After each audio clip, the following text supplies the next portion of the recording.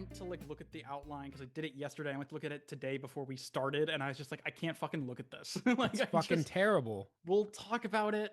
I don't know if there's anything to add. I don't know if we're gonna forget something. I don't fucking care. I just think this is going to be a rant-laden episode. This is going to be viewer and listener discretion is advised. This is going to be like full of cuss words. I'm working on my cussing. I've been trying to cuss less. It's not good, but don't even worry about that here. This is not going to be the time. This is gonna be our most profane episode. What is going on? Dude, what is happening? What's going on? What happened just 2 weeks ago? This team were like, all right, cool. Couple stretches here or there. They win a couple of these series. We're looking at like second wild card spot. And now it's like we're seriously at a point where I'm thinking like this season might be like wrapping up real soon if we don't get it together, you know? Yeah. I think I'm at the place where like, baseball is a crazy game, and like as long as the math is mathin', like as long as there's a mathematical path to the playoffs, like I'm not like completely, letting go.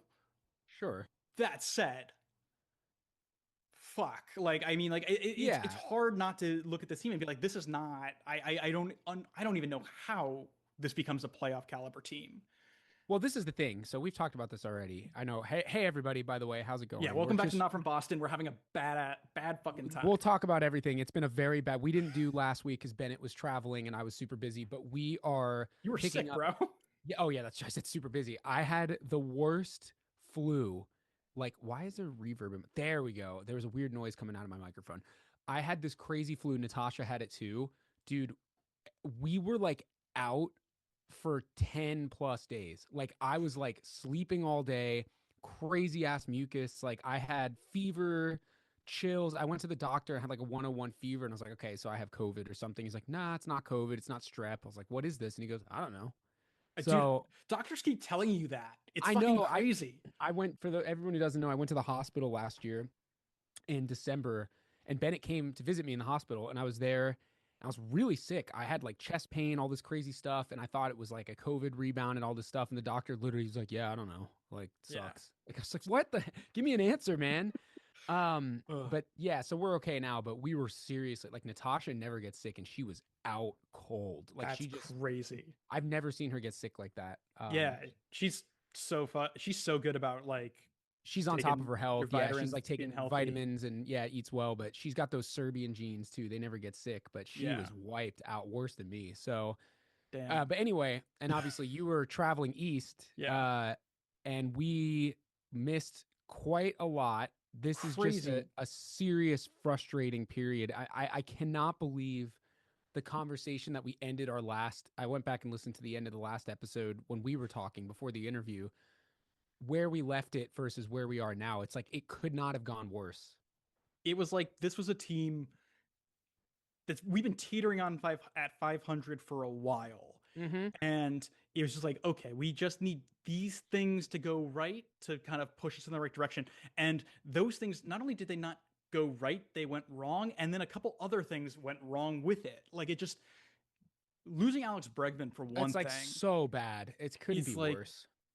We haven't won a game since he went out with a right quad strain. He'll be out for a couple of months, it looks like. Yeah, 2 months. They said it's similar to 2021, where he had the same right quad strain. He was out for about 2.5 months. It's just, as of recording, we're 27-31. We've lost 5 in a row. I guess, like, we're losing games, dude, that we're winning in the 9th inning. We're losing games where we're up by 1 or 2 runs in the 9th inning, and like, there's Willier makes an error in right field, and then all of a sudden, like, what the hell, dude? The base running is so bad again. Like, all of a sudden, it's like all the strikeouts. They had a game with 16 strikeouts this week. Like, all those little bad habits that like 2 weeks ago were like, hey, they're starting to turn it around. We're stealing bases. We're hitting the ball more. It's like, nah, just kidding. The only players who are playing quality baseball are Jarren Duran, Rafi Devers, Garrett Crochet, and Carlos Narvaez. Yeah. Everybody else is up and down, but yeah. Everybody else is struggling bad. Even, I mean, Willier had a home run, so I guess like, but he's been in the middle. Yeah. But this it is crazy that at the beginning of the year, we looked at this Red Sox lineup and we were like, this is a good lineup. This is a strong lineup. We're looking at the lineup for today's game, and it's like, it's a AAA lineup for the most part. I mean, we called up Marcelo Meyer, who we've been waiting to call up for a while, and it's like that's something that should have been big and exciting because it's like this is a prospect we've been following since like 2020 for years, 2021. It went, I mean, it didn't go under the radar. We all knew he came up, but it was like, great, man, but like this team still the team blows. Like sucks. It doesn't matter. It doesn't matter if he comes up. He's been good. He's actually been one of the better players. Yeah. But at the same time, I mean, it's just so funny. I'm like, what did I write in the outline? I'm like, fuck the outline. Like, we're just all over the place today. Yeah. There is so much about this team. Every time I think about the things that this team is doing wrong, new things come up. I think really succinctly, and also as a way to catch up any listener who is like not been watching Red Sox games but listens to us. I mean, for one thing, Joe? Our bullpen sucks. Our bullpen cannot close the door on any game where we're in the lead because they have to pitch for half the game. They're exhausted. Because our rotation, unless their name is Garrett Crochet, none of our starting pitchers can go more than 4 innings, or 5 innings. I want to jump into that first. I know in the outline we have an order of things, but I want to jump into that first. For it. Whose fault is that? Because today, Bayo was doing pretty well. He was at 77 pitches, and they pulled him out with a guy on third, 2 outs, 4 2/3 into the game innings. And I was like, look, it's a 1-run game. We were up by 1 run at that point. I would rather he gives up a base hit, gives up the run, fucking clears the bases, whatever, and then he goes out for the 5th inning and finishes, or 6th inning, I'm sorry, and finishes 6. He was only at 77 pitches, and he was pitching pretty well. But no. Then we go in and we use Bernardino, and then Bernardino pitches, and then we got to go in and use Hendricks, and then we got to go in and use, I don't even remember who was pitching at I was just so like over it. Like, I think there's a part of me that's like, Cora's got to lengthen the leash, dude. I mean, at a certain point, you have to let your guys get out of danger because we're talking about playoffs. We're like, well, we're only 4.5 games out of the wild card. The math is still mathing. We can win a bunch of series. We can still, and look, I'm like trying to be optimistic. We can still turn around. I'm not here saying the season's dead. That's ridiculous. But what are we going to do if and when we get to the playoffs? I've said this before. Playoff games are hard games. You're not going to be freaking winning 10-0. Like, that's not, you're going to have to get out of these jams. We're going to need starting pitchers to get out of these jams. Like, you can't just automatically rely on the bullpen because in the playoffs, they've pitched a whole season plus having to pitch half a game. It's not going to work out. Look at the Dodgers in 2016, 17, 18. Yeah. Can't do it. I think, kind of to brief, I'm going to loop back around on what you said, but I'm going to finish the thought I had before, which was, our starting pitchers, like our rotation cannot on a daily basis, unless they're Crochet, cannot go more than 4 or 5 innings. Right. But it also doesn't matter how good they are because we are not scoring any runs at all. No. We are anemic offensively. Like, we are offensively like very anemic. To bring this back to what you're saying of like, whose fault is this? I think it is a combo of the coaching staff and the front office, because this is a thing where they work, like, game planning is a thing that happens, like, that's a back and forth between those two entities these days, especially with the Red Sox. I think the problem is that, Andrew Bailey, the pitching coach, and Pete Fazio, the hitting coach, and Cora, they all have come into this season with Breslow's approval of like, this is the strategy, this is how the Red Sox are going to play baseball, and we're going to like, we think that this is what's going to work.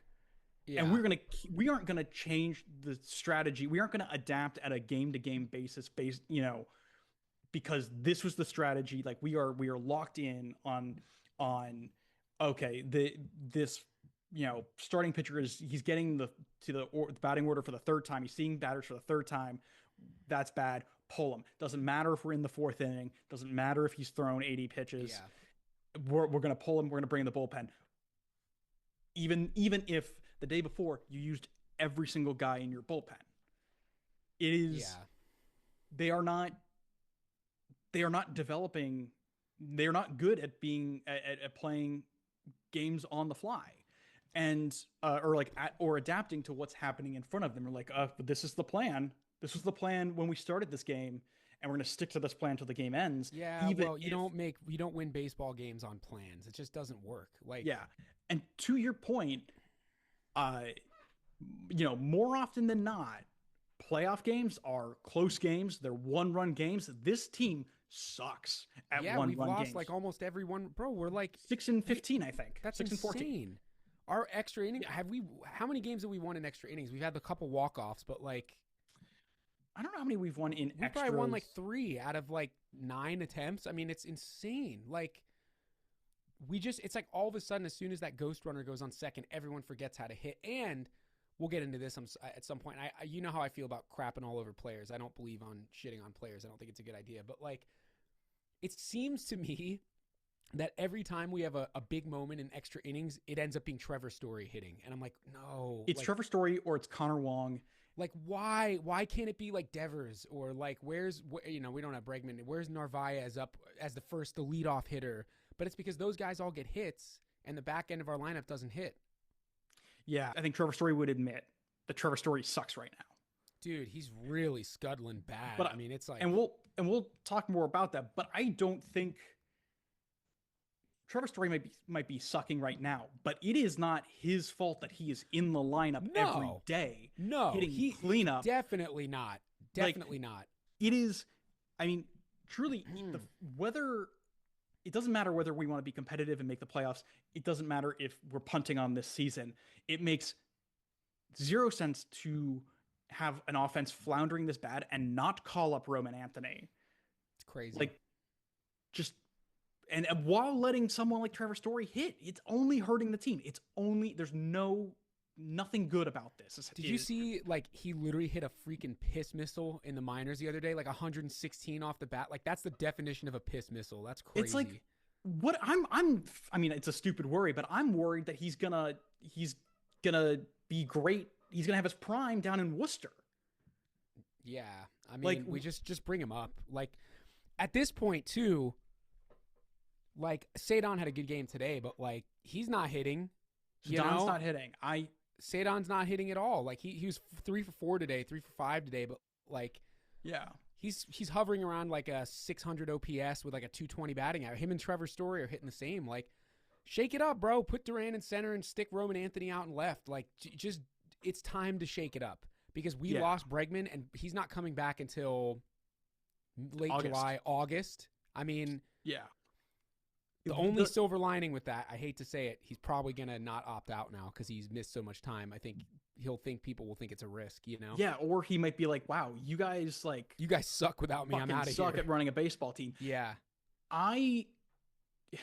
So the thing is, like, excuse me. I actually think that the pitching would look the pitching could be doing exactly the same thing as it's been doing, but it would look a lot less terrible if we were actually scoring runs. Like, if our offense, like, so what I'm trying to say is, if everyone was hitting like they're supposed to, because we know how good these guys can be. We know that this can be a really good lineup. Right. If everyone was playing even close, like halfway to their best from where they are now, this team is scoring enough runs to win some of these games. Yeah. So the thing is, like, yes, we do need to help the pitching. We also need to change how like Cora and Brett and Bailey need to change how they approach the usage of their starters and their bullpen. But that is not going to make as big a difference as fixing the offense, as driving in runs. That's what's going to get us out of this. Yeah. Is an offense. That's just plain and simple. I think so. At this point, it's fucking ridiculous, man. I mean, they just there's like 5 or 4 guys in the lineup that are just like an automatic out. Yeah. Like, automatic out. Like, I agree with you. It's not Story's fault that he's stuck in where he is right now, but like, I have like he actually got a hit today, ironically enough, but I have like no confidence in him right now. And that's not, I don't mean that as like, I will never have confidence in him again. Just right now, he's really, really struggling. And it's like you deserve to have a guy that can jump in and say, "Hey, man, we're going to give you a week off. Hit the cages. Get with Fatsy. Like, let's figure it out." But like, they don't have that luxury. They have nobody. Like, we're missing everybody. Campbell's not hitting at all. I mean, Campbell's like, okay, yeah. Let's talk about Christian Campbell, because the reason he's not hitting to me is like very clear, and I'm sure you see this too. He's not hitting because he's so fucking preoccupied with learning every goddamn position on the diamond. Like, yeah, of course. Like, I'd be able to flustered and out of my head if I had to do. I'm at the major league level. Play like center field, second base, first base, third base. Like, they've moved them all over the place. Yeah. If you're like that, that's one of those things. Like, being a good utility player, that like people don't realize how difficult that is. But like, Kike Hernandez is a very rare breed. Tommy Edman, very rare breed. Like, those guys are not normal. And then Marcelo Meyer comes. Sorry, go ahead. No, I was gonna say, and then Marcelo Meyer comes up, he's a natural shortstop, and we're like, oh, we're gonna play him at third, where he's played 6 games.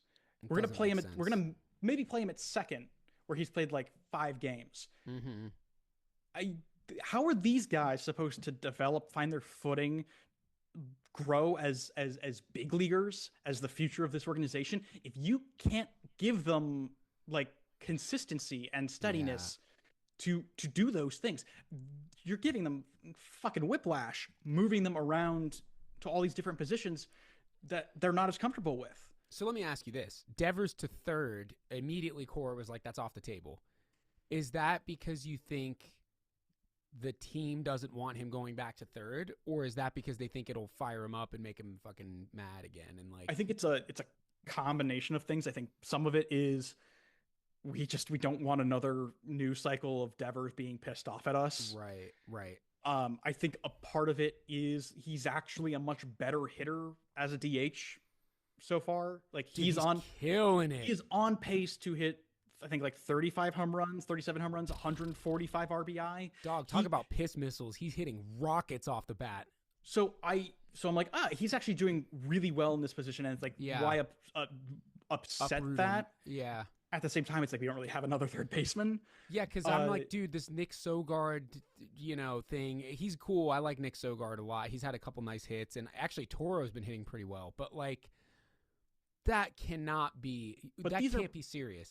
These are bench guys. That's not a serious and again, I don't mean disrespect toward those players, but like, that's not a serious lineup.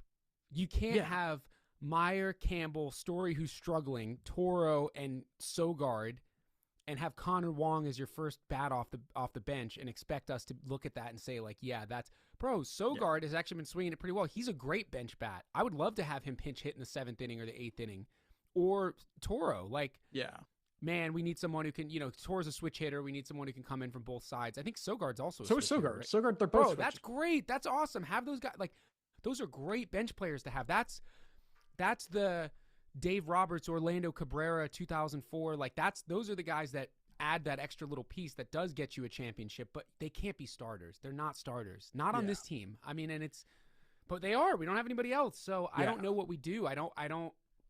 And at this point, dude, it's 6 weeks until the trade deadline. Yeah. It's 6. We might not even be buying. Like, we were talking about Will Bray, like, oh, he's not tradable. He's untradeable now. Maybe he is, because we might not be buyers, bro. Like, that's crazy. Let's get into that. First, I want to say, with Devers, what was I going to say about Rafael Devers? DHing, not playing third base. Oh, yeah. First base. I don't want to encourage putting him at third, putting him at first, because I don't like that this organization, or really like this fan base, and of course we're both guilty of it. I don't like that our solution to everything is, let's just move a guy because on paper it seems like he'd be good there, or like because he played there. Let's just, we have this hole in our roster. Let's just move one of the guys who's already there. No, we need to go get guys. Yeah. If again, we're serious about if we're serious about making the playoffs, which we should be. I mean, this roster, at this point, I'm like, this is a team that, like, forget 500. Like, this is a team that wins 70 games. Maybe. Yeah, no, ironically, this is shaping up to be like 2020. It's like, it's crazy. Our worst season since, I mean, so it's crazy. Which leads me to my next point, which I think kind of feeds into what you're wanting to talk about in terms of the trade deadline. I rarely want to take this side. I rarely want to like side with John Henry. Sure. If I'm John Henry right now, I am furious. Yeah, duh. I am so goddamn upset because like let's dog, I just gave you guys, I just fucking got you everybody you asked for. Like, let's paint a picture. Like, if I'm John Henry, my team has not been above 500 since 2021. I have the most passionate fan base in baseball, tearing me a new one constantly. The sports media world hates me, and because I'm not owning a competitive team. So finally, I shell out the money to get Alex Bregman. I agree to trade for Garrett Crochet. I sign him. I sign Christian Campbell to extensions, and I like do my best to put together or to encourage putting together a competitive team. And this team falls apart in May. Mm-hmm. Like, it's a joke. Guys, you're making me look bad now. It's because everyone's gonna hate me again. Like, yeah, if I'm Henry, I'm like getting ready to fire everybody. Like, it's unreal. The frustration. I just like don't even know what to say. Like, I don't have anything to say because I'm just like, because he's literally bro, like I'm ready to burn it down, bro. I'm ready to burn this motherfucker down. Like, I'm like, yo, this is over. Like because John Henry's like, hey, I did my part. Yeah, I gave you the money. I gave you the green light. And now we're worse. Bro, it's amazing that like the two big signings, like Trevor Story is not playing at a major league quality right now, and Alex Bregman's out for 2.5 months. He's like one of the best hitters in the league, but he's out for 2.5 months. So if I'm Henry, I'm like, damn, I ain't giving y'all nothing anymore. Like, none of this worked out, you know? And I don't know. At a certain point, we have to have the Cora conversation, too, because it's like he needs to turn it around. I mean, we talked to Jen about that, obviously, but, like, this is not there's only so much that can go on before something has to change. And there actually is. I was just thinking about this today before we jumped on here. Bro, there's been, like, 5 managers that have been canned in the last, like, year and a half. There's a lot of guys out there that are available. I mean, that are not bad managers. Like, who do you hire to replace him? I mean, honestly, Ramon Vasquez for the 2 games where he filled in. That was my first suggestion. I think he's great, and he actually won his 2 games. Yeah, I mean, and he handled the bullpen well. Granted, it's 2 games, like it's not. Yeah, and it was against Baltimore, so it's not crazy. Yeah. But then Cora came back and we lost Mets, those dude. Was that the Mets? That was the Mets. He managed the 2 games against the Mets. So then maybe, I don't know, but I actually also am I've always been a big Bud Black guy. I think Colorado is not his fault at all. No, not at all. I've always thought he was a pretty decent manager, but the reality is if that happens, it's going to be at the end of the year. They're not going to fire him midseason. Yeah. They're probably not going to fire him until next year if this happens again, because he has 2 more years on his contract with a team option. So yeah, I would assume that we're not letting him go, but the conversation needs to be had, like, how much of this is on him, because the base running, the errors, bro, we have like 10 errors in the last 10 games. That's unacceptable. That's unacceptable. Yeah. I mean, I think it's again, like, not to kind of be a broken record, but I think it's a combo of things. It's a combo of, like, yeah, Coro's making mind-boggling decisions in terms of his leash for pitchers, his use of the bullpen, his moving players around the field like they're, puzzle pieces. Yeah. It is also very much on Breslow for not giving him the tools that he needs to build a competitive team. Sure. Like, both of them are, I mean, I don't know if they're equally responsible, but they're both responsible to a degree. Just from everything I've heard about the Breslow front office, like, it kind of sounds like there is a disconnect, almost where it's like, is the front office treating this team like they're playing the show? Like, they're not thinking about the actual fact that, like, these are human people that aren't just super flexible to whatever agenda you have. Right, which is hilarious because we went from Chaim Bloom, who, like, 2 years ago, remember the reports that were like, he's really indecisive and, like, he doesn't pull the trigger quick enough and, like, he doesn't know how to make decisions, like, to, like, this situation where, yeah, it's like a video game. It's like, okay, cool, you're off first base now, bye. Like, it's like, dude, what the hell? Like, that ain't gonna work, man. You gotta figure that shit out. Which is funny because Breslow does have what Chaim Bloom lacks in terms of like he will pull the trigger on a deal if he thinks it'll make the team better. He'll make a blockbuster move. He's not. Yeah. He's made some good deals. He made some good trades. He's made some good like he does a lot of his job well. He's a good GM. He's done a good job. He's done a good job. But I don't know if he's because this is not a good team. The thing is, I think it is a good team. That's the thing that's weird is it is a good, like, obviously there's a great quote from the, it's not the comeback, it's the Major League Baseball World Series film from 04, which I have on DVD and I've watched a million times. Yeah, but there's a great quote. Yeah, of course you are. There's a great quote from Kevin Millar where he says, "We have a great team on paper, but good teams aren't built on paper." And that is the reality of this situation is this is a very good team on paper. This is a very good team. Like, if Bregman's healthy, even with Story playing poorly, like that one move, if we get Roman Anthony up here and we have Campbell, Meyer, Anthony, like all fighting for playing time, that's a very, very good team on paper. I mean, I know we shat on him earlier in the season, but because, you know, he is who he is, but like Chapman's been really good. Yeah, I mean, that was a big move. Like Chapman's he's only blowing games because he's exhausted. He's pitching every day. Like that's not what he's 100 miles an hour. You're not supposed to throw every day. That's why everyone in the bullpen is the way they're it's not right their now. fault They're pitching at all every day. It's.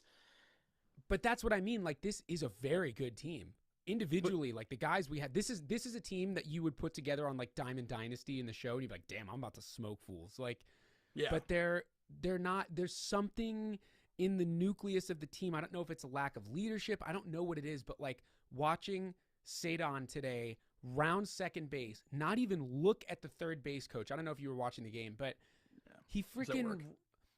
a ball got hit. I think he was on first base and I think it was Duran. Duran singled into right field and there was a guy on first and second. Cedon's on first. Who hits right before Cedon? Today. We had kind of a weird Narvaez? No, it was Wong. Wong today. Yeah. So Wong's on second base. Wong runs to third base. It's clearly like no one's scoring on this ball. Like it was smoked. It was hit like 110 off the bat right to the right fielder, who Sal Frelick is a Gold Glover, so you're not running on him. Cedon just puts his head down and runs straight through second, runs to third base, and like you could see the third base coach like stop, and he just keeps going. And he fucking gets thrown out at third. I'm like, what are you doing? I forget what is going on.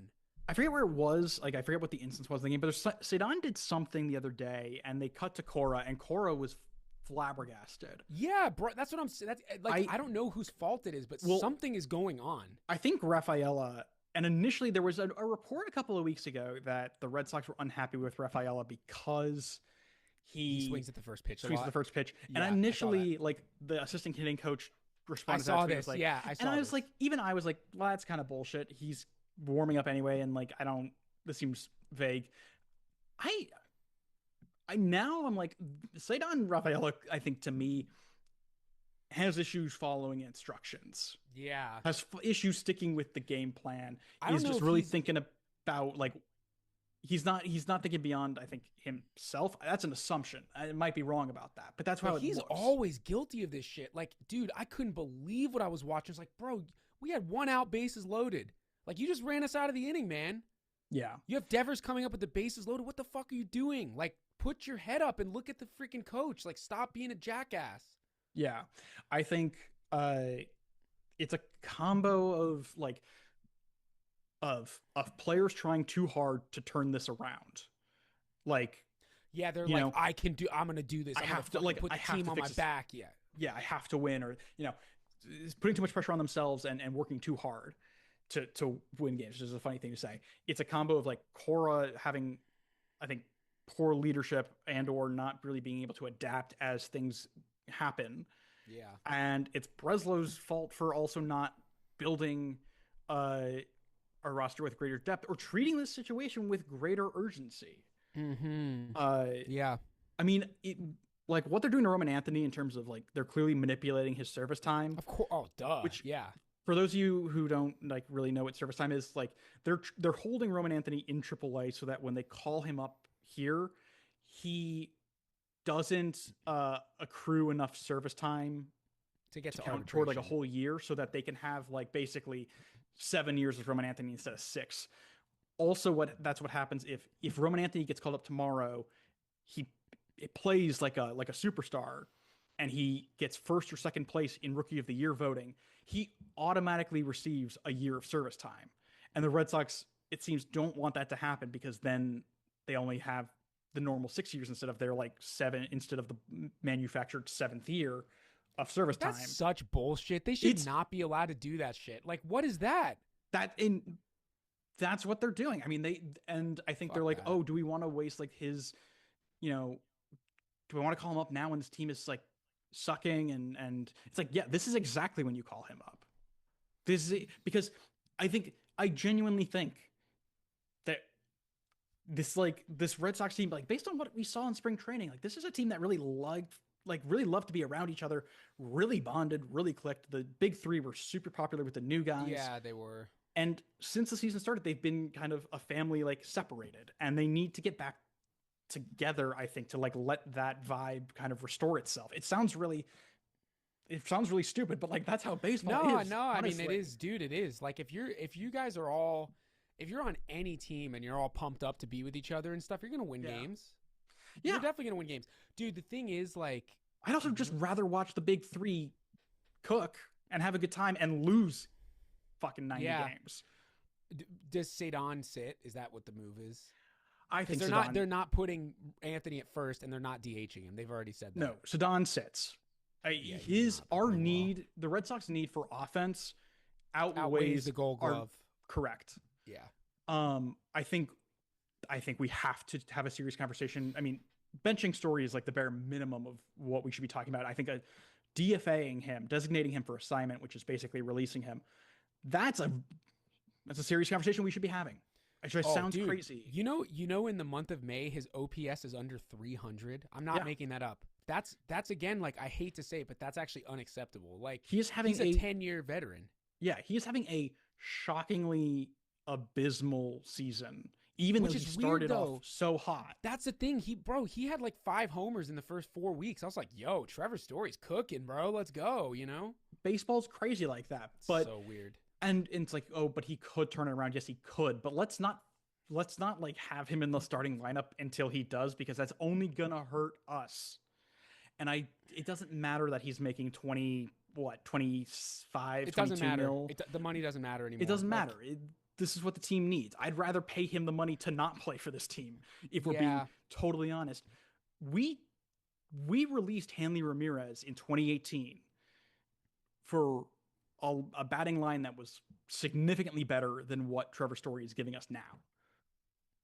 This is insane. I'm just reading his stats over the last like 6 weeks. This is so bad.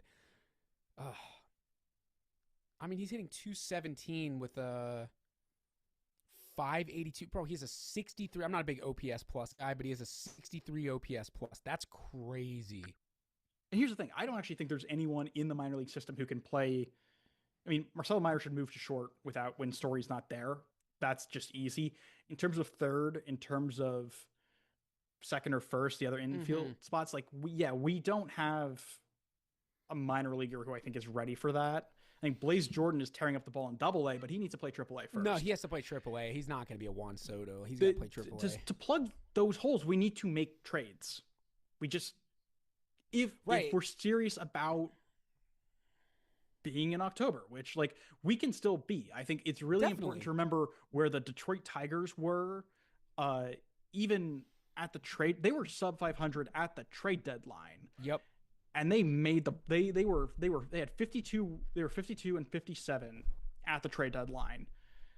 They ended the season with 86 wins. Atlanta Braves 2021, terrible fucking team, and they made it. So they won the World Series. Like, yeah, and they did it those two teams did it in two different ways. The Tigers, they sold. I mean, they traded Jack Flaherty, they traded Marcana. The Braves, and they promoted their prospects. The Braves did it kind of the other way. They just made big trades for like picked up Jock Peterson. Yeah. So Red Sox pick a path.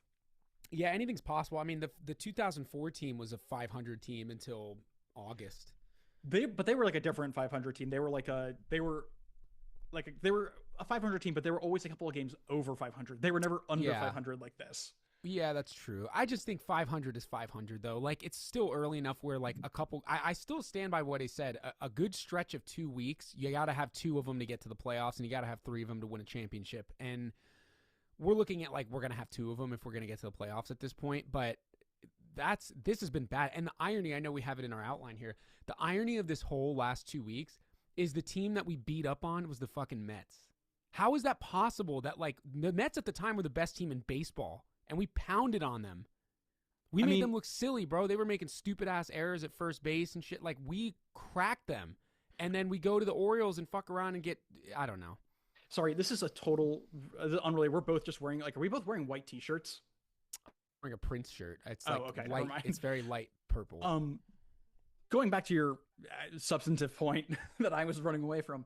Yeah, I mean, I think only goes to show you how capable... this team is, and which is what makes what we're dealing with now so aggravating.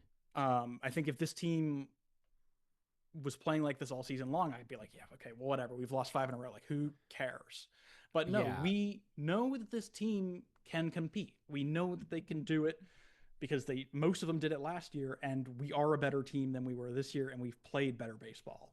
Yeah, no, we've had periods this season where it's like, shit, we're pretty good, you know? So, yeah. Side note, just breaking news, Mike Monaco, who's an ESPN commentator, and he's also works for Nesson. Yeah, I love his stuff. He just announced today Christian Campbell was playing first base this weekend. Yeah, Cora alluded to that, and I think that's the thing. It's like, so everyone, you're going to be listening to this on Friday, which is at... I guess Thursday was an off day for the Red Sox. Yeah, there's no game.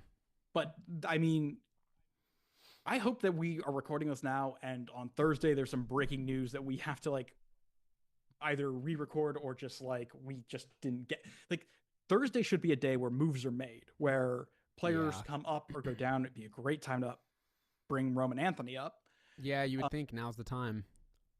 A change has to be made. We can't, like, the momentum cannot, like, this cannot be the energy we go to Atlanta with.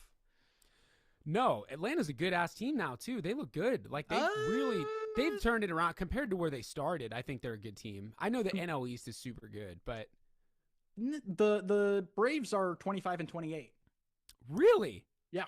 Wow. I was just checking in on them like a week ago and they were above 500. Like, they're like us. They're like the us. Same as us. Yeah. Underachieving. So, yeah. So those are games that, like, we should fight hard to win because, dude, the thing that kills me is the Orioles series, man. That killed me. Like, Jesus. Like, come on, dude. It also just, I mean, part of it was also, I think it really hurt us to have those rain delays. Yeah, and to have a doubleheader that turned into a one game and then have a second doubleheader the next day that you weren't planning for. I think that just that like the weather kind of made the Red Sox into a rag doll, But still, it's like that also does, you know, the Orioles had to play through that too. And like, you got to take 3 out of 4 in those series. Like, it's like the White Sox. We lost a series to the White Sox, didn't we? We lost the away series. Like, that's the shit I'm talking about. That's not cool. Like, that really comes back to haunt you when it's like late August and you're like, fuck. Yeah. You know? What did you think of Rob Refsnyder's quote to the press? Oh, I love it. I love it. 2 days ago. I love it. And I love Rob Refsnyder. He's going to clearly become a coach or a manager. He's great. Yeah. But yeah, he said, quote, I'm tired of losing. Yeah. I'm tired of losing close games. We just need to figure it out. We suck right now. Yeah. We do suck right now. I love the honesty from a player. I mean, yeah, we suck right now. What is he supposed to say? Yeah, I don't know. No, for sure. But like, okay, go fix it. Well, here's the thing that's funny. I mean, easier said than done, but bro, it's so funny though, because I saw, bro, people are such dumbasses. Like, people on the internet are so fucking dumb. Like, I saw these comments on that video on, like, it was like, I think it was Nesson clip that was circulating on Instagram. People were like, why the fuck is he talking? Why is he talking? You know, he blah, blah, blah. He doesn't. I'm like, bro, he's one of the best hitters on the team. He's actually like, if anyone should talk, it should be him. Like, he hasn't played a ton, but every time he plays, he's 2 for 4. he's also been on the team for for like a 5 years while. now. Yeah, and like, dude, he's been in the league for 11. I think this is his 11th season. He's a veteran. He's been around. He's a dog, a leader bro. in the clubhouse. And he's, if anyone, in my opinion, should be, honestly, if Story was saying that, I would be like, I ain't trying to hear that right now, bro. You need to pick it up. Like, Ref Snyder's killing the ball. I'm like, he's the one guy who's qualified to say it. I think if Story was like, we suck right now, I'd be like, bro, calls coming from inside the house. Like, can you don't make it a we? I mean, don't make it a we thing. It's a you thing. That's what I'm saying. It's not a we thing, right? It's like, and he said in his he had a quote yesterday about his slump. He literally said like it's like a catastrophe. He's like he's like, I'm working really hard to break it. I'm just like really struggling. So he knows. It's not like he's like, yeah, maybe he needs to like wear the golden thong that the like aughts Yankees used to wear. Yeah, I don't know, dude, but I'm just like, it's gotta turn around. I like the quote though. Honestly, I don't have any problem with players being honest. Like, but we do suck right now. I mean, it's crazy. Like, what is going on? And then, I was watching today. Again, I don't know how much of today's game you saw, but in the ninth, the reason we gave up the lead is because Campbell fields a perfect ground ball. Out is run. Guys on third, running home. Easy play. Just fucking throws it way over. I think at that point it was Narvaez in the game. Like, flings it way over his head. And I'm just like, we can't even make routine plays now. Fucking Willier overran a ball today. Like, it's just starting to really be hard to watch, dude. Like, I'm like, shit, man. Like, get it together, They really need to like use this off day on Thursday to like do some soul searching and figure some shit out. I wonder what moves they should. You are right. I didn't even think about that. It's an off day. Like, if there's going to be moves made, like they're in Atlanta now. Like, they've probably landed in Atlanta now and they're in their hotel. Like, now's the time if something's going to happen. But they don't seem to have any interest in bringing Roman Anthony up. Yeah, and which I think is really, that's a red flag, bro. It's like, fucked up. That's just what it is. It's fucked up. It's fucked up of Breslow to do that. Or for Henry, whoever's call it is. Because I bet you Cora's like, get him up now. Yeah, it's really it's beyond frustrating. It's basically torture. I have a question for you. Here's an interesting one that you wrote down in our outline, and I was going to ask you anyway. What happens with Jaren Duran? Because if we get to late July, the trade deadline is July.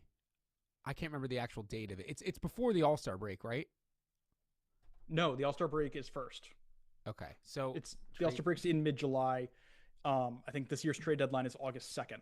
Okay, so if we get to August 2nd and we're like fucking 15 games below 500. Oh, yeah. If he's getting traded. Yeah, he's getting traded. Willier probably gets traded. Yeah, those guys are getting traded for sure.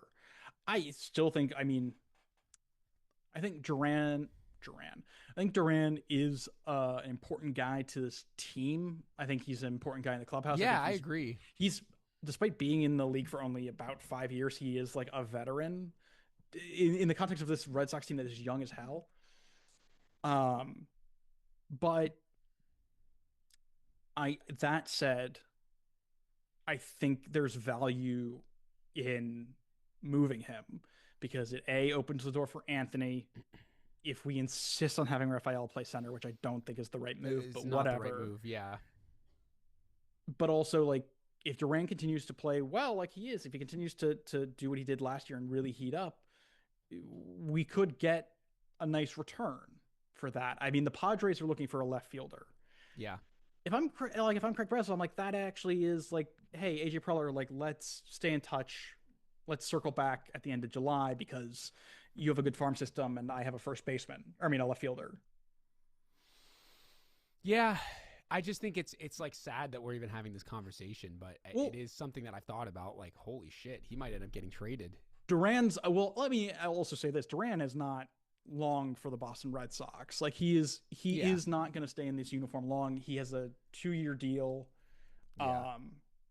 And I think because of... He's also 28. He's not old, but he's one of the older guys. We have a very young team. I mean, he's one of the older guys. When he hits free agency at, I think, 31 or 32, he's not going to have He'll be gone. The payday that he, I think, probably deserves, or like that he would get if he were a free agent now. Yeah. I don't think he's going to stay in Boston. Between Roman Anthony and the password, who is moshing in AAA as well dude, right now. He's so sick. Joe Stinson, he's so sick. Duran is somebody that I think the Red Sox, like, as soon as the time is right, they're not going to really think twice about cutting him loose. And that's just the reality of it.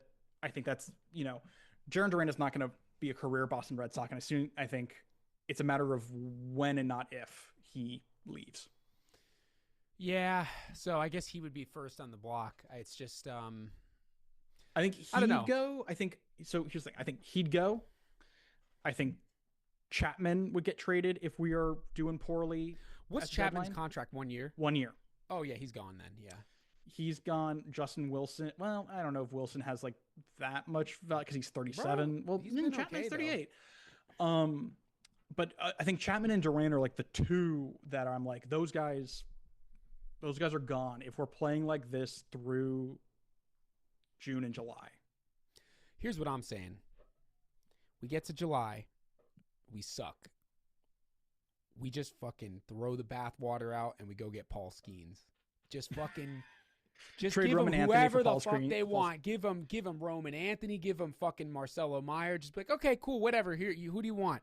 Here you go. Here's a list of like 30 people. Take them. I forget where I saw this. He's going to get traded. He's getting traded for sure. I forget where I saw this, but someone said it really sucks for baseball that like we have a pitcher as remarkable as Paul Skeens that everyone's talking about, and the conversation around him is who is he going to get traded to?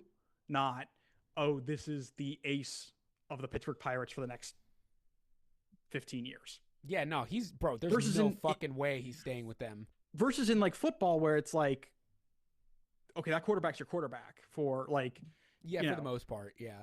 But so the Pirates aren't, I mean, this isn't a Pirates pod, but they're not serious. Like, they're not a serious ball club. They're not a serious team. Come on. Yeah. No disrespect. I have a bunch of friends who are Pirates fans because they're like a historic team, but like, they're not serious. Come on. The Pirates fans, like the city of Pittsburgh, deserves to have Paul Skeens be a career Pirate. They have good fans, dude. I like Pirates fans. They're great. Pittsburgh fans, period, for all their sports. And I hate the Penguins. But they're great fans, dude. They love their fucking teams. They're loyal fans. They're not as serious. I think they have Ben Cherington as their GM. Yeah, and Bob Nutting, stupid name, as their owner. I'm not kidding. His name is Bob Nutting. Bob Nutting. Yeah, it's a trash. It's not a trash organization. It's a great organization led by trash people. And it sucks because Paul Skeens, I think, should stay in Pittsburgh. I swear to God, if the Dodgers or the Yankees or the Mets pick him up, I don't know what I'm going to do. But I'm going to be very upset. Better get ready for it. That's probably what'll end up happening. But yeah. Anyway, I don't know. I don't know what else you want to talk about. I mean, this has just been like such an excruciating week. I think two things before we move on to MLB, other MLB stuff. One being, let me just ask you, I guess in your mind, would you rather the Red Sox punt on 2025 or make whatever trades or moves they have to make to salvage this season? It's so funny because the last few seasons, even 22, when we started pretty well, when we first signed Trevor Story, I was like, oh man, we're going to be good this year. By July, when we were like hovering around 500 and like the Duran debacle with the center field, the infield in the park home run, I was like, fuck it, punt the season. It's done. Like but this year I have a very different approach because I know I've watched every game this year. Yeah, this team is capable. This team is fucking capable of winning a championship at some point in the next few years, but they're capable of getting to the playoffs and they're capable of, I'm going to be honest. I don't think they're capable of winning the World Series this year. No. And I don't like putting that out there because again, like 2013 was a team where like nobody thought had any capability of doing that. They did. Yeah. I'd love to be wrong. But let's be real right now. Yeah. Man to man. This team is not winning a World Series. Not in its current form now. They're not like in my mind. They're not even considered at this point for like ALCS. Like, however, they're not making the playoffs in my opinion right now. I think they are capable of making the playoffs and making a little run. I think they're capable of like a little less than 2021 Red Sox right now, like sneaking around, fucking around and winning a wild card series, sneaking into the division series, maybe, make it a fucking 5-game series and then losing. Yeah. Like, that's what I think they're capable of. And to me, it has been 4 years since we've had a playoff team. And that wasn't supposed to be a good team. The city of Boston and the fans of the Red Sox deserve a serious shot at this. Yeah. We've been waiting. And then, Boston fans, I know we had the Celtics win last year, but we just lost Jason Tatum for next year. So, I'm like, give them something, man. Give us a bone. Come on. So, I don't think we punt. And I agree. I don't think we should punt either. I think going back to my point earlier about like what John Henry must be thinking, I'm sure that there's also a degree to which he's like, guys, I don't want to find out what this city and these fans are going to do if we miss the playoffs again. Like, I don't want to find out what they say and what they do. I don't want it. I agree with you, man. And I just think at this point, like I said, we deserve a chance. And so again, look, if we're like 10, 15 games under, that's a different thing. If we fuck around and like get swept by Atlanta, we're having a different conversation, Mm-hmm. That's like, okay, now it's time to hit the eject button. Like, maybe now the Roman Anthony thing, even though it's messed up, like, it kind of makes sense. But I don't think that's what's going to happen, and I don't think that's what should happen. I do think we should give it a real shot this year. And there are guys available that can help us. I think the big thing is, like, does Bregman come back and tear the cover off the ball the way he was? If we get Bregman back in late July and he plays 2.5 months of, like, really strong baseball, of, like, hitting 300, 900 OPS ball, and we do call up Roman Anthony and he rips the cover off the ball, that's a different situation. We have a different team. I mean, I still think the starting pitching needs to go deeper and some things need to get cleaned up in the field, obviously. But I'm going to say this. It's so early to say this, but I really mean this. The next 2 weeks are the most important 2 weeks of the season. I really mean that. These are the most important 2 weeks of the season. We cannot get to mid-June and be 10 games out of it. That's it. It's over. And at that point, I'm like, not invested. I mean, I'm going to be invested, but I'm not invested in the same. We're going to be talking about like who's going to get traded. Like, it's going to be a different, these are going to be different episodes. So this is the most important 2 weeks of the season. I was thinking about this because like when we started the podcast, like the Red Sox on paper were like going to be a better team. And I'm like, oh, damn, I have to follow this team even when I have to talk about this team even though they suck. No, we're in this for the long haul, brother. This ain't I've done it. I mean, dude, I've watched the games where they're well out of it, and I'm like, oh, this is painful. But at that point, it's like, does Devers get to 35 homers? Like, you're looking for like individual accomplishments and stuff. And we can find ways to have fun with it still. Anyway, go on. No, I just gonna say before we move on to MLB stuff, we should talk about Liam Hendricks. Yeah. Two things that Liam Hendricks said or did in the last couple of weeks that were interesting.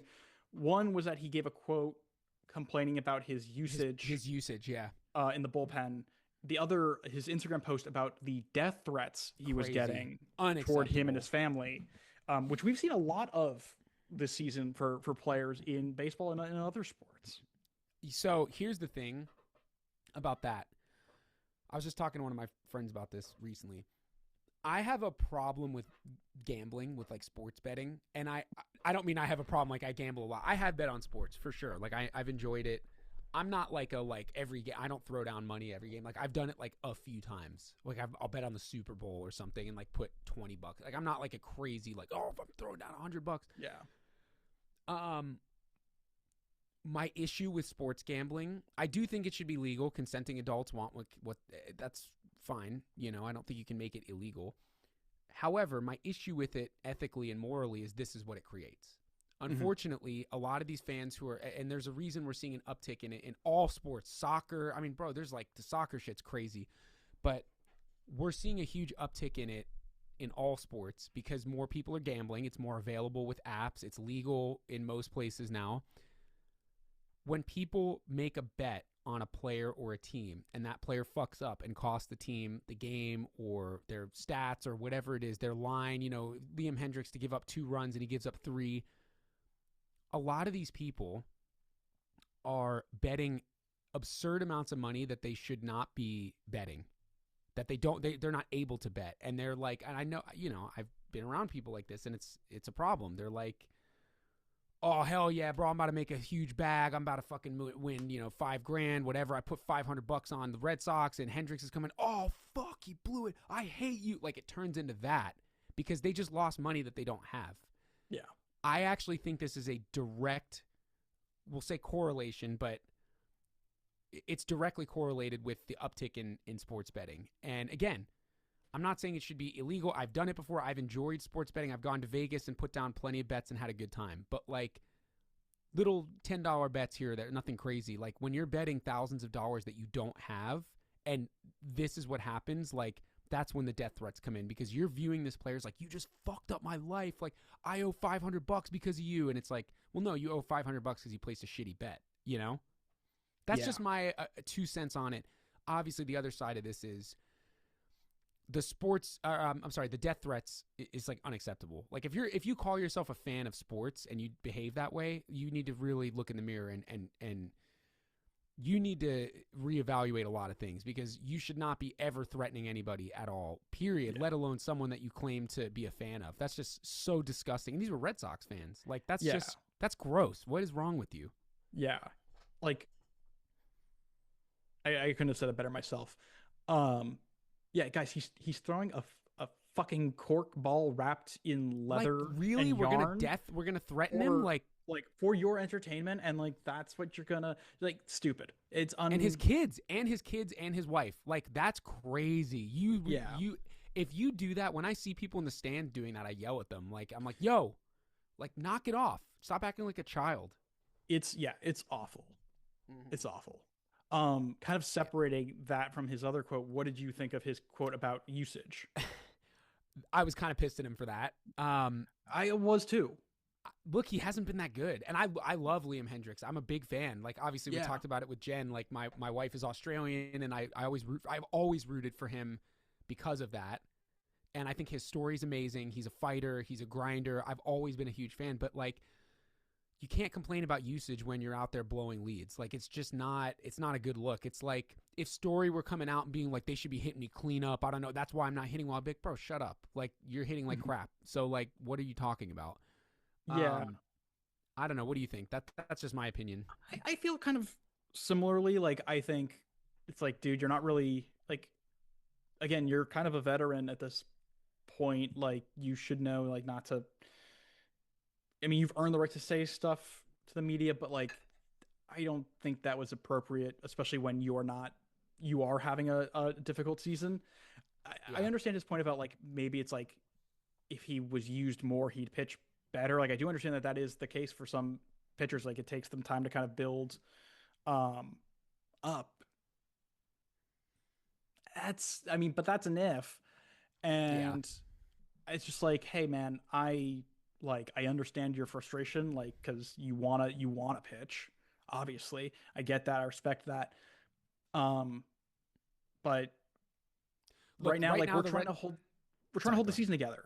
That's what I was about to say. We need to win games right now. And it doesn't matter. Yeah. And right now, it's a bit of a liability to put Liam Hendricks on the mound, and that's just what it is. And we need to win ball games right now. Like I said, this next 2 weeks is very crucial. We need to win games. I do not want to see him. And again, don't anybody take this as on par with threatening or being like, I love that guy. I hope everything is great with him, but I don't want to see him in the 9th inning of a game right now. I don't want to see him in a close game because I don't have faith that he can shut it down right now.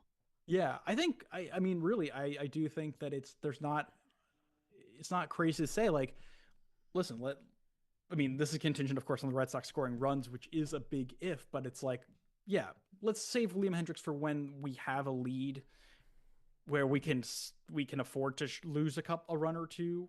Even then, I'm like, I don't love that, but like, where there's a cushion for him to work with to get more comfortable to, or against a low scoring team, a team let's not put the game on the line. He should still pitch, but like, let's not put the game on the line for him. No. We have 3 guys off the top of my head that I would rather use over him, and that's how it has to be right now. And again, baseball's a crazy game. By August, we could be looking at a very different, like, dang, Hendricks is the 8th inning guy now. He's shut down. He's locking it down. We don't know, but right now, same as Trevor Story, he could go on a freaking tear and just start ripping the cover off the ball. And we could be like, damn, Story needs to be back in the cleanup spot. We don't know. But right now, this is what we're looking at, and we need to win games. Yeah. The last thing I'll say before we move on to other MLB stuff is nothing would make me happier than to watch this back in August and be like, those two they were so worried for nothing. Yeah. Like nothing would make me happier than that. No, I hope that I sound stupid in August. Yeah. And people look back and they're like, man, those guys were tripping. But yeah, that's all I hope for. Look, Boston fans, we're emotional. We are. And we're not even from there. No, although I did live there for a long time, and I went to a lot of games there, and it's an emotional breed, man. It's Red Sox fans. It's like in our DNA. I mean, it's a great thing about. I think for being like a passionate sports fan, period. I think it's kind of great that sports can make someone like that emotional. It can obviously, as we've seen with Liam Hendricks, it can be also a very bad thing. But when you're not, threatening death to people, like the emotional attachment to sports is like one of, I think, the best things, one of the best experiences. Dude, I was just talking about this. Like, I'll go quick and then we should jump in MLB. But it's so funny because, like, I was talking to my wife about this. Male friendship has such an advantage because of sports. That's Bro, really that's a I good point. swear to God, the most emotional conversations I've had, you included, with like my best male friends, start with sports. Like, you're just like, yo, come over for the Red Sox game, and then it's like you're watching the game and you're like, yo, how's it going, man? Oh man, I'm really struggling. Oh man, how can I help you? Can we do? And then it's like it gets into this deep conversation. You're like, shit, we were just watching a Red Sox game. It's so funny. So anyway, I agree. I just think the emotion behind sports and what it means to people is fantastic. I think it's so awesome. But as far as the death threats and stuff go, just to put a bow on that you can't let it get that deep. No. That's ridiculous, and you need to look yourself in the mirror. So anyway, let's go to MLB because there's a lot of cool stuff happening.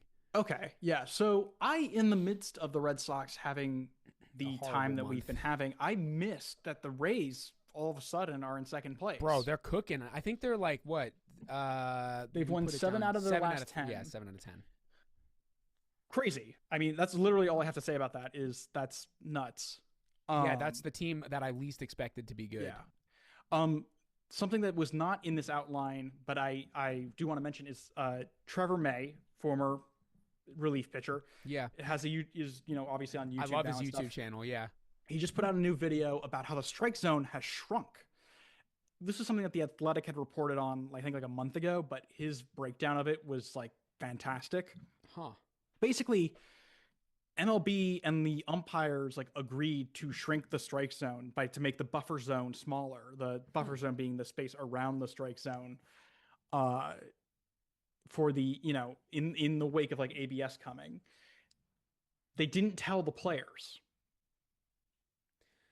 Wait, what? They didn't tell the players that the metrics, like the measurement of like the strike zone. So this year, umpires are calling a tighter strike zone. I don't know if you've noticed. No, I have not noticed. That's not what I've seen at all. But I don't know. I feel like a lot of the balls that should have been strikes are balls that were out. Like, what am I trying to say? There are certain pitches that they're calling balls that would be strikes like last year, but because they've tightened up the zone, they're balls. Right. Interesting. Okay. I mean, I guess I have seen some of that, but I'm more concerned with people like our friend Mike Estabrook who are calling balls 2 or 3 inches off the plate. Although he screwed Buehler with that one. That was just right down the middle though. Well, yeah. I mean, Estabrook's, I think honestly the bigger problem with Estabrook was just that he decided to make the whole thing about him because he's a fucking diva. Yeah, he's a prick. Yeah.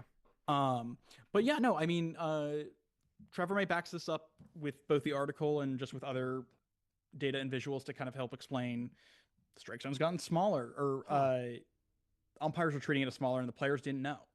I have to check that out. I'll have to look at that video. That's funny.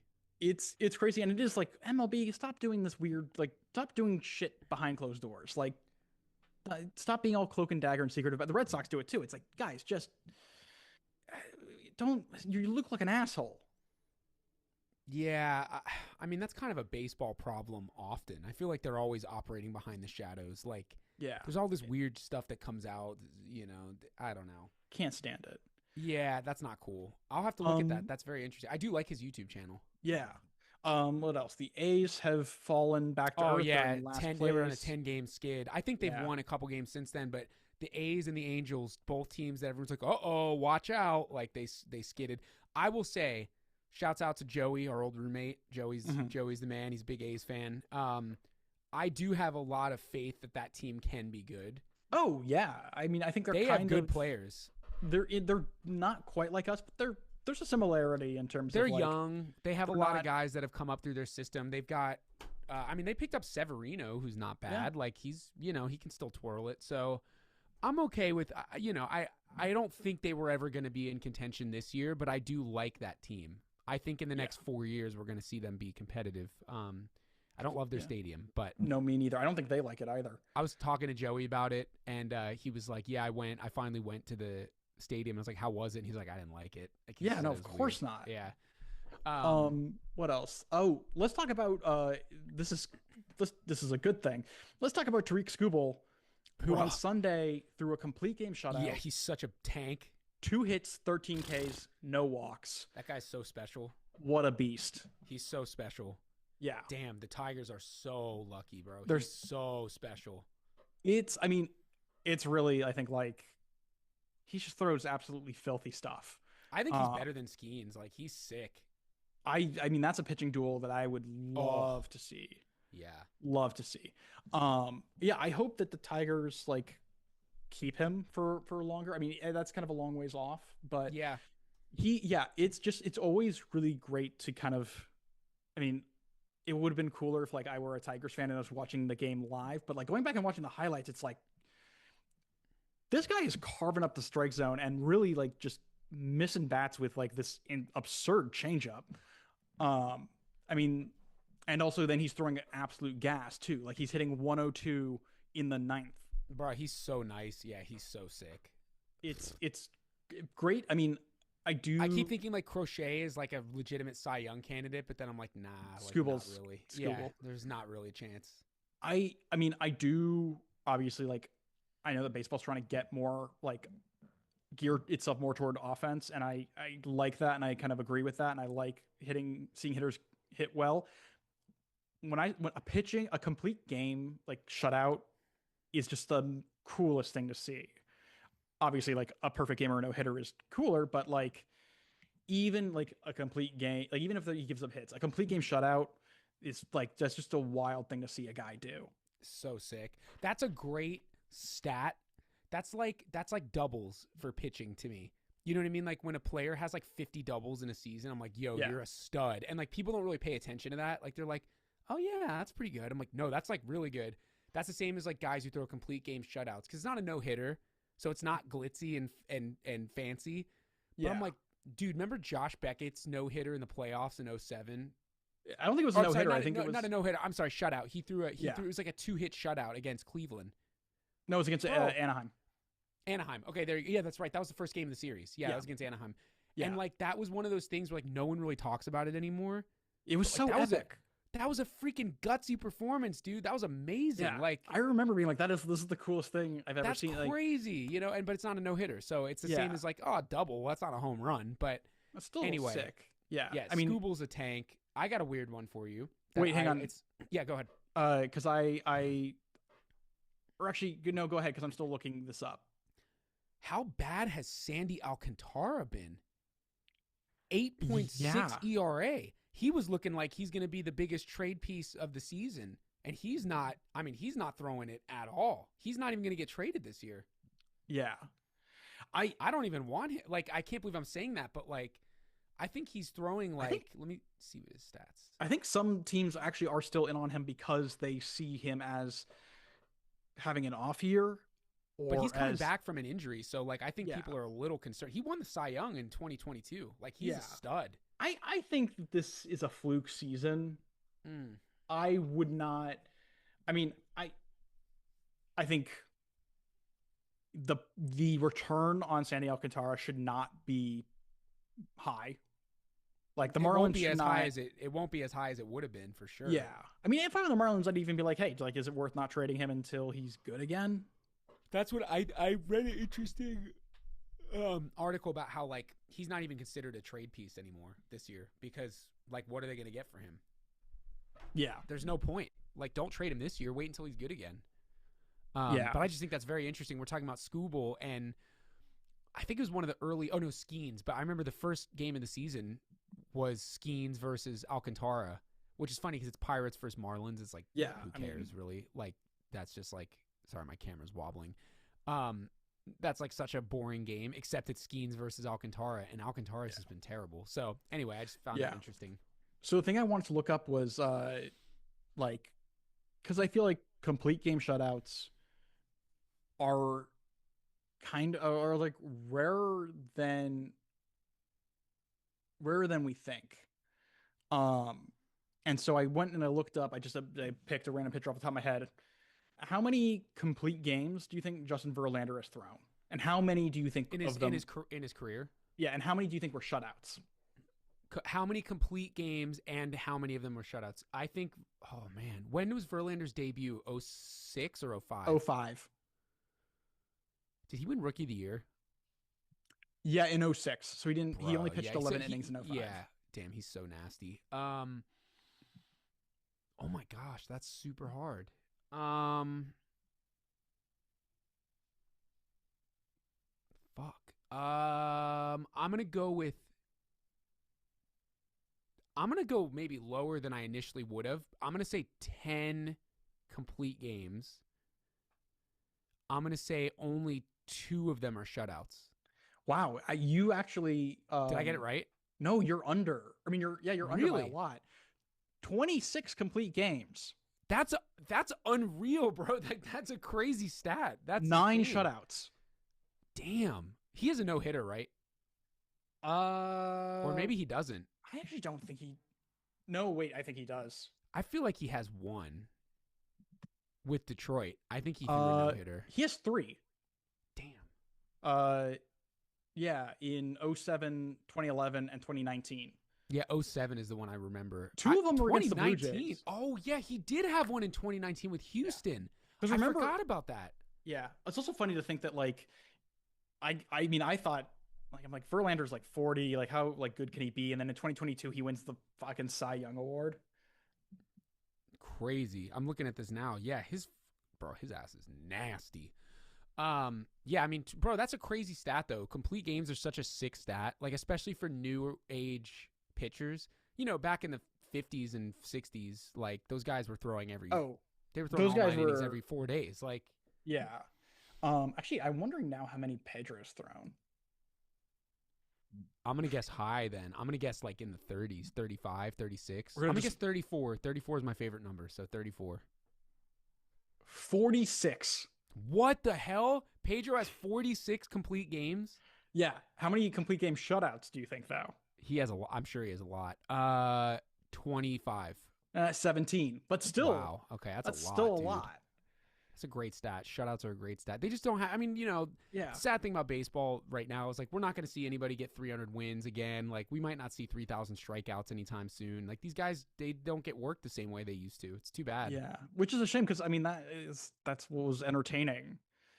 I think if Paul Skeens was like if he wanted to throw a complete game, and no one was going to stop him, he would. Yeah. No, I think that's true. I think it's probably the same as like we've talked about with like Crochet has a much longer leash. Like he can kind of get away with what he wants. All right, real quick, the O'Neill Cruz. O'Neill Cruz hit a ball at 123 miles per hour off the bat. It is the fastest home run. I think it's the fastest hit, but I know it's the fastest home run in the StatCast era. Fastest hit. That is insane. The video, if you guys haven't watched it, just go look up O'Neill Cruz 123 miles per hour. It literally goes out in like 2 seconds. Like he cracks it and it's gone. It's in the Allegheny. If I were in the stands there, I'd be so scared. I can't even I would just be like, what the hell just happened? Like that's I wouldn't even have time to react. I'd just be like, oh shit, Crazy. There's a ball here. Talk about someone else go ahead. I was gonna say talk about someone else who gets traded by the Pirates at some point. Although I think he has a big contract with them. Does he? I thought he had an extension. I might be wrong. He's not that. I don't think he's that great though. If I'm being honest, he hasn't like they thought he was going to be like Ellie, and he hasn't been as. He good. just hits the ball hard. He hits the ball hard as shit, and he throws super hard. He has like a crazy arm, but he's not a good fielder. No, he's on league minimum. Oh wow, okay, so he'll get traded. Yeah, I mean they're gonna they're gonna clean house. Pirates are gonna pirate. It's good to see Acuna back. Oh yeah, hit a home run in his first pitch. Pretty cool. Which is I mean, of course he did. Yeah. I mean, he's a stud. I think that's going to really help them a lot. I think they don't. Is Strider back yet or no? He got hurt again. About to be. I think he came back and then got hurt again, but he's going to come back soon. So they'll be competitive. Obviously, he pitched the other day because he hit Bryce Harper. Right. Okay. So yeah, they'll be back. I mean, Atlanta's still going to be in the mix. Yeah.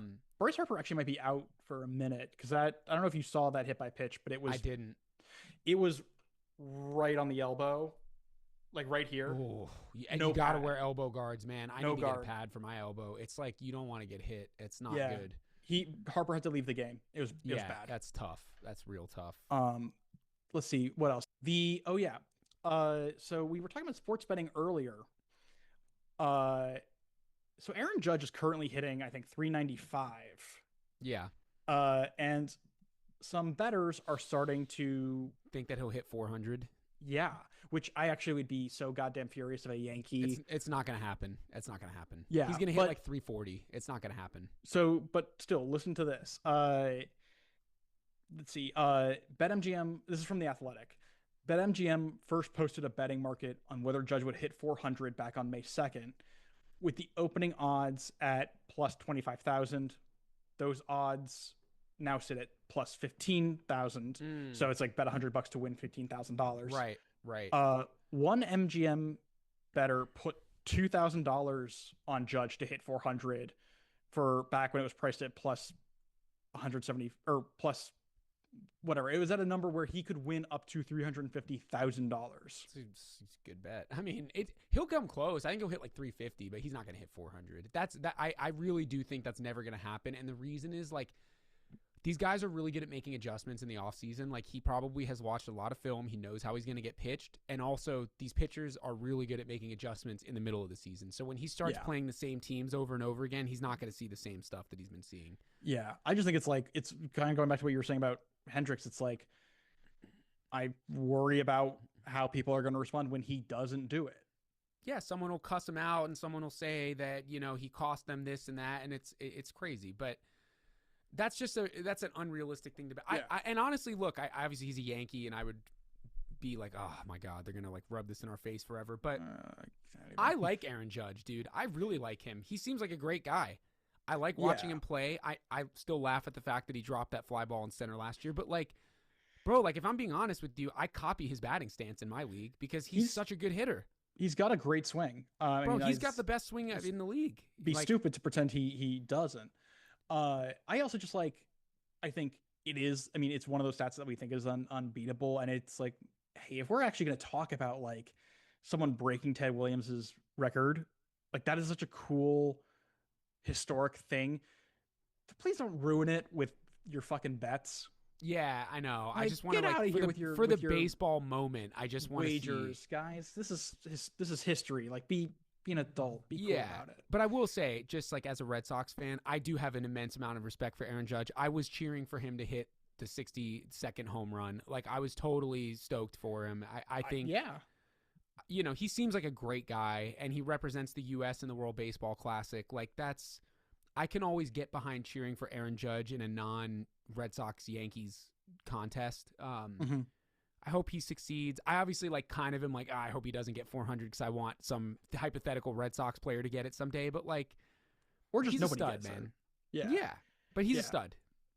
Do you want to wrap it up with Rose and Thorn? Yeah, I got some good ones. I bet. So my Thorn, I brought him up earlier, is Mike Estabrook. Yeah. That guy is unbelievably bad. He's and I don't have any problem going after the umpires because he has a huge ego. He made that whole game all about himself, and he's known for this.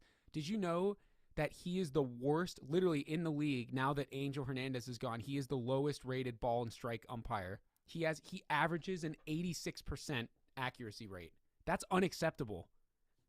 It's abysmal. If you go on like scorecards, I literally looked it up. It's like 86.7%. That's so bad. Sorry, go ahead. Go ahead. No, you got it. I was just gonna say, because when I saw Mike Estabrook's face on the broadcast, I was thinking, I'm like, we should play a new game on this podcast called Umpire or Cop. Yeah, literally. It's hard to tell the difference. They both wear blue. Dude, this is the thing is like, you shouldn't know an umpire's name. Yes. I don't want to know your name. Yeah. I don't want to know what you look like. You're the umpire. Yeah. Dude, the guy, the other day I brought up my rose with someone who had a perfect game umpire. I was like, yeah. Damn, I can't remember. Like, I don't even remember his name now. That's a good thing. I don't want to know your name, you know? Yeah. So that was my thorn. Wait, before you go to your rose, can I do my thorn? And sure, then please. Because I'm giving my thorn to another umpire. Oh, okay. Trip Gibson. During him.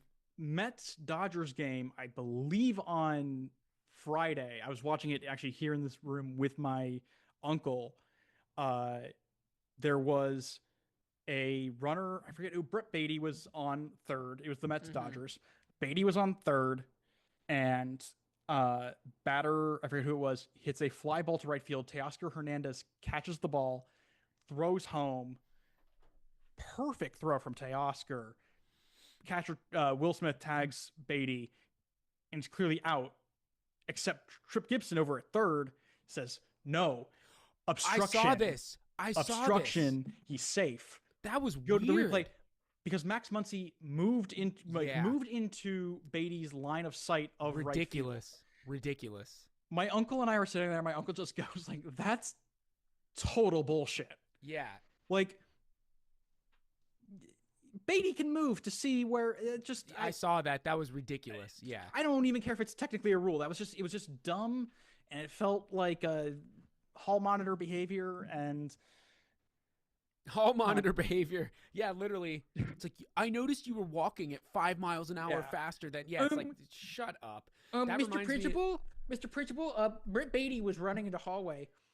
That's like the World Series game with the Nats and the Astros where Trey Turner was like, quote unquote, running in the line down the first base and they called him out. Like, that was just crazy shit. Like, what is this? Hated that. Man. So, get a thorn, Trip. I'm anti-umpire. Like, I'm not anti-umpire, but like the umpires union, like, get it together because these guys should not be umping games. Like, this is insane. It's amateur hour out here. All right, do your rose. My rose is a guy that needs a rose because he had a rough one. It's Ronnie Simon, second baseman, newly called up second baseman for the Miami Marlins. I believe he is Cuban. I think I saw like a brief clip of this on Twitter. I don't know what happened. It was brutal. It was brutal. So I don't know where he's from, but he's new in the league. This, I think, is his first year. He made 5 errors in the game, or technically 3, but like 2 of them were like error. Like, he should have made the play and they were hits, but like, he had 3 errors in 1 inning that led to, they were up 6-0, and basically all of these errors led to the Padres coming back and ultimately winning the game. And this was his major league debut? No, he had already debuted, but this was like, he's only been up for a little bit, and he left the field crying. He left the field in tears. And I feel so deeply for that because that is just such a brutally hard. That is so hard to get through as a major leaguer. And I actually applaud him for like being emotional about it because he means it, it means that he cares. Like I don't believe the whole, there's no crying and like, that's silly. That's a stupid, like BS masculine bullshit. Mm-hmm. Like, that's stupid. But apparently a bunch of the Padres who they played against reached out to him and were like, hey man, it's going to be okay. Like, you're going to get through this. And that whole situation, even though it was really hard for him, it warmed my heart because when he left the field in tears, a bunch of the coaches followed him down, and I'm sure they were comforting him in the locker room. And like, it just reminds us that like, these are human beings. You know what I mean? Like, they go through the emotions and they want to do well. These guys really want to do well. They want to be good for their fans, for their team. They want to do well for their families. They want to get paid so they can take care of their families. Like, and so my rose goes to him just because, I really hope that he gets it together and comes back and has like a crazy week. I hope he hits a freaking nuke in his next game. Yeah, and I applaud the San Diego Padres for handling it well. I applaud the Marlins for handling it well. That's just really tough. But also, good on you for. It's okay to show the emotions and to bounce back from it. So hopefully he crushes it in the next few games. Yeah, that's really lovely. I mean, I can't imagine like being in that position. It already like AAA to like a AAA park to a major league ballpark is like so different. It's night and day, and I can't imagine how overwhelmed he must have been, like just by the scale of it, and like to do like be there and also have to play baseball and accidents happen and like totally that I feel for him. That's sucks. That's really sweet of the Padres though to I read that like 3 different guys from the team reached out to him, were like, hey man, it's gonna be okay, like it's just a moment, like it'll be all right. And you love to see that. It's just good sportsmanship. Yeah, those are good guys. Yeah. Let's see, my rose, I would have to give it to. Wait, shit! I had something for this, and I'm forgetting. I mean, honestly, I am gonna give my rose to Tariq Skubal because I think totally. I love a like dominant lights out pitching performance like that. I love a complete game shutout. It's like when I saw that like he had done that, I was like, oh, I forgot. Like, I haven't seen that in a while. Like, awesome. Like it's so cool to see a guy go 9 whole innings, strike out 13 guys. I mean, so crazy. Not a single walk. Like that is just talk about like precision. Like that's pitching right there. Yeah. No, it is. I mean, that's unreal. So, big ups to that guy. Hey, if you ever want to join the Red Sox, come on down, buddy. He's looking at us like, hell no, I'm not going over there. I mean, he's a stud. He's a beast. Absolute stud. As many people call Crochet, I mean, I think Tariq Skubal is an absolute pig. The AL, I will say, the AL's weak this year, which I'll leave it on this note before we sign off here, is at least the Red Sox have to cling to. Like, we're only 4.5 games out of the wild card because the AL sucks. So there's still a chance to turn around. But man, the AL has some pitching. Max Fried is a dog. Crochet is a dog. Skubal's a dog. Like, there's some serious guys that can twirl it in the American League. So anyway, that's a great pick. He's amazing. Real quick, did you see that DeGrom pitched a game and didn't strike anybody out for the first time in his career? I've never heard of that. That's insane. I was like, that can't be true. He's been around for like a decade. He's been really good this year though, actually. Yeah.